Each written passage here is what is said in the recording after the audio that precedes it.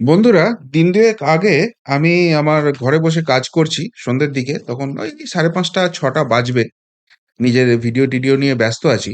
হঠাৎ দেখি বেল বাজলো, আর একটা এরকম মোটা চিঠি, মোটা খাম আমার কাছে চলে এলো। আমি ভাবলাম, কে পাঠালো রে ভাই এত মোটা চিঠি আমাকে, এত বড় প্রেম পাঠালো? খুলে দেখলাম যে শিলিগুড়ি পুলিশ কমিশনারেটের তরফে কোনো এক অ্যাডভোকেট আমাকে এইরকম মোটা একটা প্রেমপত্র পাঠিয়েছে। আমি তো একটু ১ম এ ঘাবড়ে গেলাম। কেননা এর আগে পুলিশের যেসব প্রেমপত্র-টত্র এসেছে, সেগুলো বা জেনারেলি এক পাতারই একটা প্রেমপত্র আসতো। যে হয় দেখা করো, নয় তোমার ঘর ভেঙে ঢুকবো, সার্চ করবো, এইসব আছে। দুখানা জিনিস এসছে এত মোটা, মোটা। আবার শিলিগুড়ি পুলিশ কমিশনারেট, কেসটা কি হলো? কেননা এই রাজ্যে প্রতিবাদের তো বড় মাশুল দিতে হয়। এই রাজ্যে যদি আপনি তোলামূল কোম্পানির সদস্য হন এবং সেখানে চুরি, ডাকাতি, রাহাজানি যা খুশি আপনি করতে পারেন বলে বিরোধীরা অভিযোগ করে, আর পুলিশ সেখানে চোখ বুজে থাকে।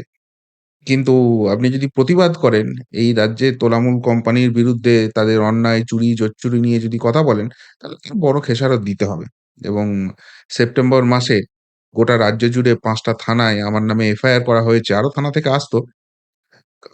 আমার বাড়ি ভেঙে সমস্ত কিছু নিয়ে চলে যাওয়া হয়েছে। তারপরও মুখটা বন্ধ করতে পারেনি। উল্টে আমি তাদেরকে হাইকোর্টে টেনে নিয়ে গেছি এবং একজন নয়, দুজন মাননীয় বিচারপতির কাছ থেকে আইনের ঠাস, ঠাস, ঠাস করে এই রাজ্যের অপকণ্ড পুলিশের গালে থাপ্পড় পড়েছে। এবং আ তারপরও শিক্ষা হয়নি। আবার এরকম মোটা পাঠিয়েছে, জিনিসটা কি? তারপর জিনিসটা পড়ে যেটা বুঝলাম যে, না, এবারেও প্রেমপত্র পাঠিয়েছে বটে, কোর্টেরই ম্যাটার বটে, কিন্তু এবারে কেসটায় অন্যরকম টুইস্ট রয়েছে। কি টুইস্ট রয়েছে? না, আপনারা জানেন যে সেপ্টেম্বর মাসে একটা ভিডিও নিয়ে আমার নামে গোটা রাজ্য জুড়ে ৫ খানা থানায় এফআইআর হয় এবং সেটা নিয়ে আমি যখন মহামান্য কলকাতা হাইকোর্টে শরণাপন্ন হয়, ব্যাপারটাকে দুটো ভাগে হিয়ারিং হয়। দুটো মামলা, দুটো এফআইআর যেহেতু নর্থ বেঙ্গলে ছিল, একটা মাটিগড়া, একটা শিলিগুড়ি।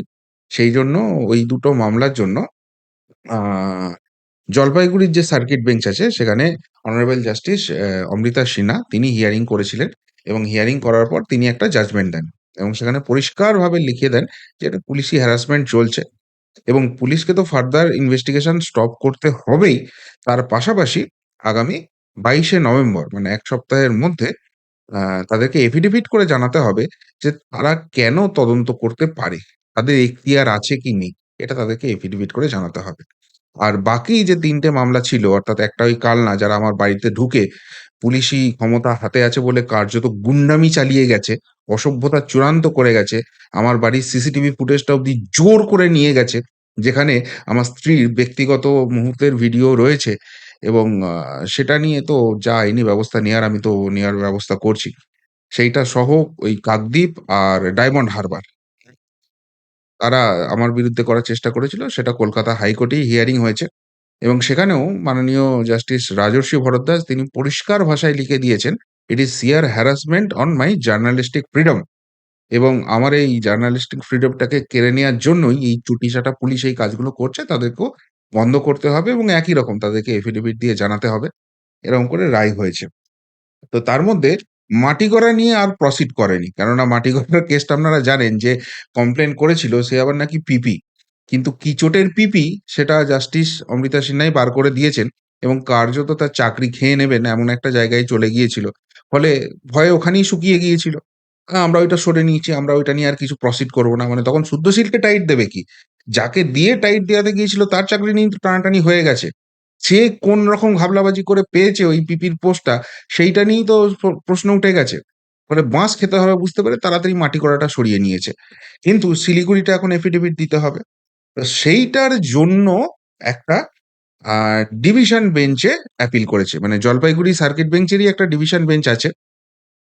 সেই বেঞ্চে এই সপ্তাহে বা এই যে লোকটা আছে সেখানে মাননীয় অরিজিৎ ব্যানার্জি এবং মাননীয় বিশ্বরূপ চৌধুরীর যে ডিভিশন বেঞ্চ আছে, সেখানে তারা ওই জাস্টিস অমৃতা সিনহার রায়টা নিয়ে একটা অ্যাপিল করেছে যে, "এই রায়টা আমাদের মনের মতো হয়নি।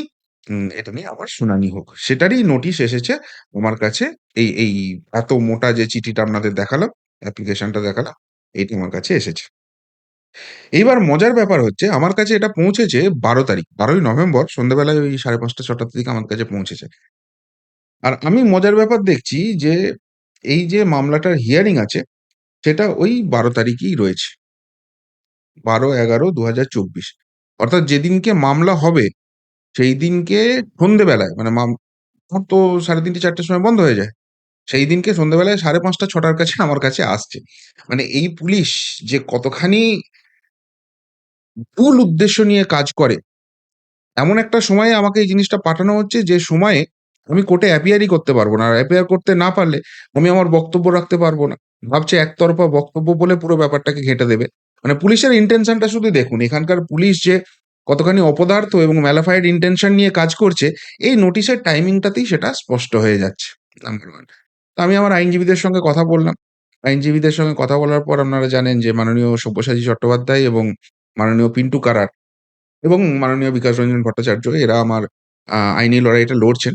তো সেদিনকে সব্যসাচীদা এবং পিন্টু দুজনেই রাজ্যের বাইরে ছিল।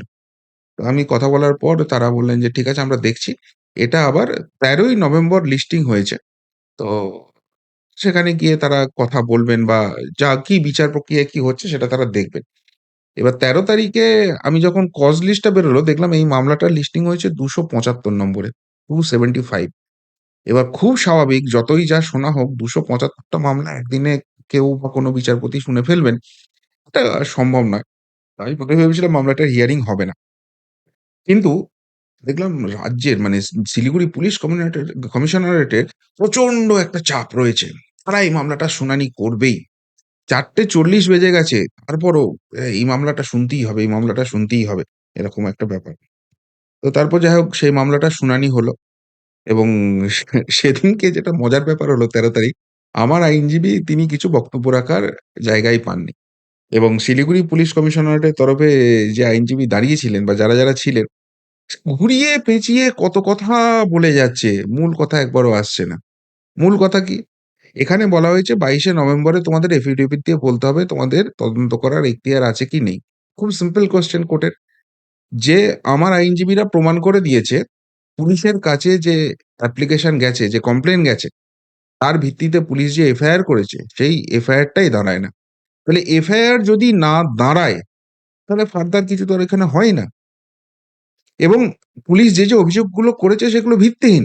যে আমার ওই ভিডিওর জন্য রাজ্যে নাকি বিভিন্ন সম্প্রদায়ের মানুষের মধ্যে, বিভিন্ন রকমের মানুষের মধ্যে ঝামেলা লেগে যেতে গেছে। তো এফিডেভিটে তো এটা প্রমাণ করে দিলেই হয়ে যায়। যে থানায় কেস হয়েছে ১ নম্বর সেইখানে এই ধরনের ঘটনা ঘটেছে এবং তাদের কাছে কংক্রিট প্রুফ রয়েছে যে আমার ওই ভিডিওর জন্য এই ঘটনা ঘটেছে। ব্যাস! তখন পারমিশন দিয়ে দেবে পুলিশকে যে হ্যাঁ, এটা শুদ্ধশীলকে ধরো।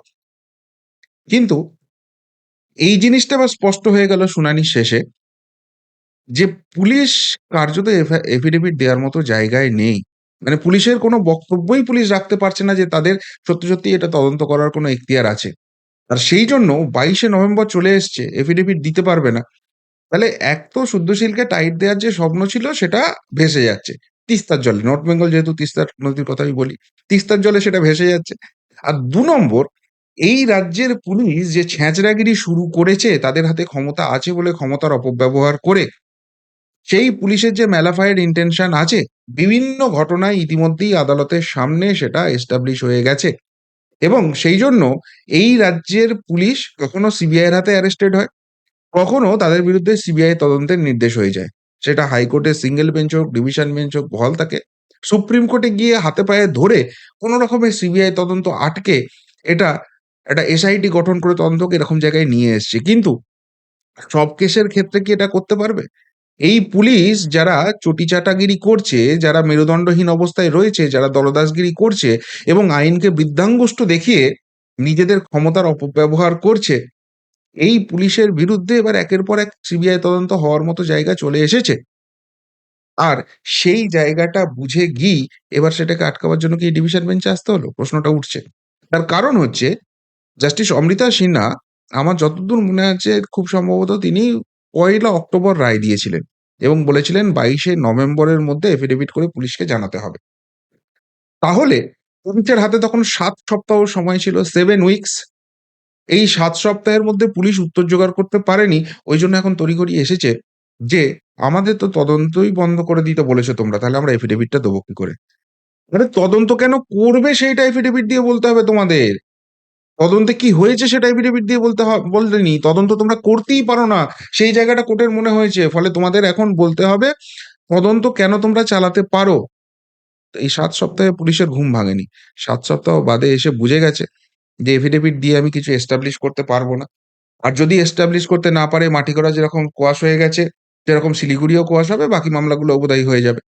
আর যদি সেইটা হয়ে যায়, এবার আমার উপর যে মেন্টাল হ্যারাসমেন্ট করেছে, আমার উপর যে টর্চার করেছে, আইন যেভাবে পুলিশ ভঙ্গ করেছে, তার তো পাল্টা মামলা হবে। এবং এটার জন্য সিবিআই তদন্ত হোক, এই দাবি তো যাবে। এটা পুলিশও বুঝতে পারছে। সেই জন্য গিয়ে এবার এইসব গল্প কাহিনী শুরু হয়েছে কোর্টের সামনে। যাই হোক, যেটা হয়েছে ১৩ তারিখ, সেটা আমার আইনজীবী যিনি ছিলেন মাননীয় সব্যসাচী চট্টোপাধ্যায়, তার বক্তব্য শোনার সময় ওটার হয়নি। কারণ বললাম ৪:৪০ এর পর মামলাটা উঠেছে। আর তারপর মিনিট ২০-২৫ ধরে সারা পৃথিবী যত গল্প হয় বোধহয় ওই আইনজীবী যিনি এই শিলিগুড়ি পুলিশ কমিশনারেটের তরফে দাঁড়িয়েছিলেন তিনি বলতে শুরু করেছেন। এমন একটা সময় তো এতটাই বিরক্তকর পর্যায়ে গিয়েছিল, আমারই নিজের শুনতে বিরক্তি লাগছিল যে মাননীয় বিচারপতি তো দেখলাম হাই তুলতে শুরু করে দিলেন। অর্থাৎ মানে কিভাবে মামলাটা লড়ছেন এবং কিভাবে গল্প কাহিনী সাজাচ্ছেন সেটা এই জায়গা থেকেই এস্টাবলিশ। কিন্তু আ যেহেতু এটা আমাদের তরফে শুনানি হয়নি, সেইজন্য যে স্টে অর্ডার হয়েছে এই তদন্তটার উপরে সিঙ্গেল বেঞ্চ থেকে, সেই জাজমেন্ট কিছু এখনো পাল্টানো হয়নি। তবে পুলিশকে এইটুকুনি বলা হয়েছে যে হ্যাঁ, পুলিশের কথা শুনে মনে হচ্ছে যে সত্যিই তো তদন্ত না করলে তারা কিভাবে এফিডেভিট করবে। সুতরাং ওই ২২ তারিখে তাদের যে এফিডেভিটটা দিতে হবে, সেই এফিডেভিটটা আপাতত পুলিশকে দিতে হচ্ছে না।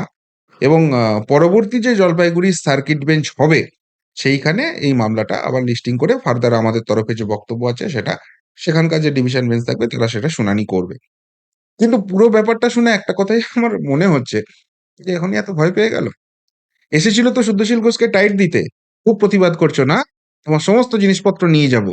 তোমার বাড়ির সিসিটিভি নিয়ে যাবো। তোমার ব্যক্তিগত মুহূর্তের জিনিস নিয়ে যাবো।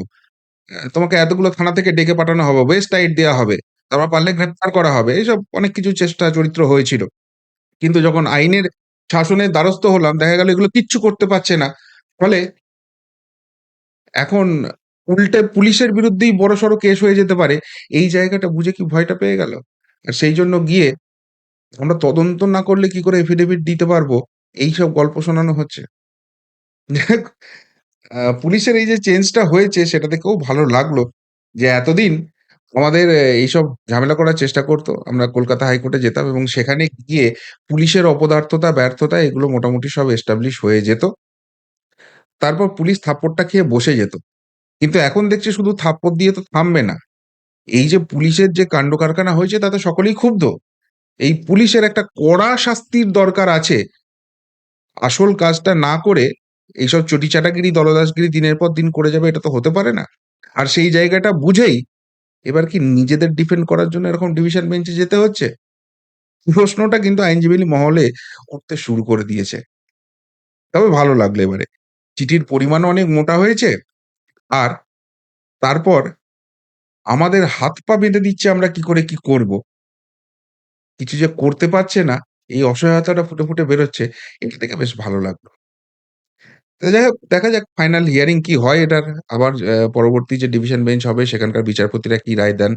সবসময় ল অ্যাবাইডেন্ট পারসন এবং মহামান্য আদালত যে নির্দেশ দেয় সেটাকে সবসময় মেনে চলি। এবং পুলিশ যদি আদালতের পথ ধরে এইভাবে সত্যিই আসে, পুলিশকে নিয়ে আমার কিচ্ছু বলার নেই। কিন্তু তারা আসে না, গায়ের জোরটা দেখাতে যায়। সেইজন্যই তো আদালতে টেনে নিয়ে যেতে হয় এবং প্রত্যেকবারই আইনের থাপ্পড়টা গালে পড়ে। এবারেও সেটা হয় কিনা সেদিকে অবশ্যই নজর থাকবে। তবে মহামান্য আদালতের উপর অবশ্যই করে আস্থা আছে এবং তারা আছেন বলেই এখনো আমরা মুখ খুলে কথাটা বলতে পারছি। সেটা তো পরিষ্কার। কি বলবেন? শিলিগুড়ি পুলিশ কমিশনারেট এবং এইসব কান্ডকারখানা দেখে যদি কিছু বলার থাকে অবশ্যই কমেন্ট বক্সে কমেন্ট করে জানাবেন। এখনকার মতো এখানেই শেষ করলাম। ফেরত আসছি নতুন প্রতিবেদন নিয়ে খুব তাড়াতাড়ি। ভালো থাকবেন, সাথে থাকবেন, পাশে থাকবেন। নমস্কার।